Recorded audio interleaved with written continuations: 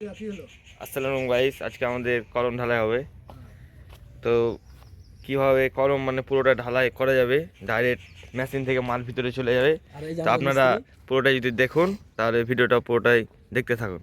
আর আমাদের কাকাকে একটু কিছু জিজ্ঞেস করবো। কাকা, আপনি কিছু বলে দেন কিভাবে, মানে কি বলবো, ভাতিজা এখন এইভাবেই কাজটা করে নিতে হবে, বুঝলা। এইভাবে সবগুলো আজকে ঢালাই হবে। তো আপনাদের নেক্সট টাইম দেখাচ্ছি কিভাবে করেন, তাহলে বিল্ডিং কিছু হবে না। তো আপনারা দেখুন ভিডিওটা আমাদের। এই যে বিল্ডিং, 5,000 ফুট বিল্ডিং এখানে হবে।